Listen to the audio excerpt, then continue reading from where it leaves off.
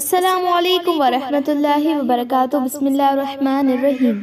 ए ईमान वारो अल्लाह खां ईअं ढिढो जहिड़ो उन खां ढिढण जो हक़ आहे ऐं इन दुनिया मां ईअं रुख़सत न थीजो मगर मुसलमान थी, यानी तक़वा इख्तियार कयो जीअं तक़वा जो हक़ आहे ऐं तव्हां ते मौत हरगिज़ नाफ़रमा बददारी जी हालत में न अचे ऐं मरण घणीअ ताईं ईमान ते साबित क़दम रहंदे रहलत कजो ऐं ॾिसो तव्हां सभई गॾिजी अल्लाह जी रसी दीन या क़ुरान ऐं सुन्नत खे मज़बूती सां पकड़ियो ऐं तफ़रक़े में न पओ, यानी जुदा जुदा टोला या फ़िरका ठाहे न थी वञो ऐं पाण ते अल्लाह जी नेमत खे यादि करियो जॾहिं तव्हां हिक ॿिए जा दुश्मन हुयो त अव्हां जी दिलनि में उल्फत मोहब्बत ऐं अंस वधायई जो अव्हां संदसि फज़ल सां फिरी भाइर थी पिया। यादि करियो जॾहिं अव्हीं बिल्कुलु दोज़ख जी खॾ जे किनारे ते हुया त अव्हां खे इस्लाम जी दौलत सां नवाज़े उन खां बचायई। अहिड़ी तरह अल्लाह तव्हां लाइ पंहिंजो आयतूं खोले बयान करे थो त मन अव्हां हिदायत वारा थियो ऐं तव्हां मां का जमायत या के माण्हू अहिड़ा ज़रूर हुअण घुर्जनि जेके चङाई जी तरफ़ सॾीनि,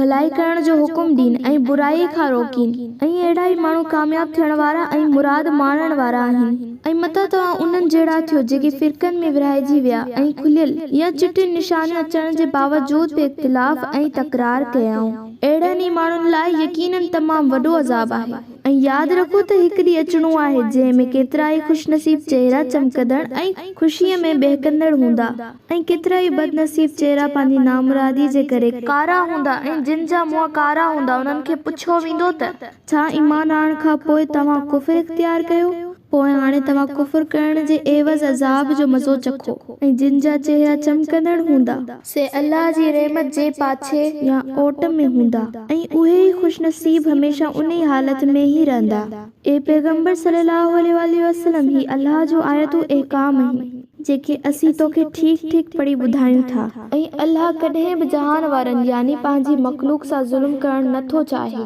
ऐं जेके कुझु आसमाननि में आहे ऐं जेको कुझु ज़मीन में आहे तिन सभिनी जो मालिक अल्लाह ताला आहे ऐं सभु मामला या सभु कम अल्लाह ताला ॾांहुं मोटाया वेंदा।